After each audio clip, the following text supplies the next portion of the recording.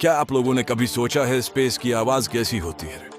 पहली बात तो अंतरिक्ष पूरी तरह से शांत है और यहाँ कोई हवा मौजूद नहीं है, क्योंकि अंतरिक्ष एक वैक्यूम है और ध्वनि तरंगें वैक्यूम के माध्यम से यात्रा नहीं कर सकती। लेकिन फिर भी अंतरिक्ष में मौजूद रेडियो वेव्स द्वारा वस्तुओं की आवाज को सुना जा सकता है और वैज्ञानिकों ने इसी तरह स्पेस से आने वाले रेडियो वेव्स को साउंड वेव्स में कन्वर्ट किया। तो चलिए अंतरिक्ष में मौजूद उन रहस्यमय आवाजों को सुनते हैं।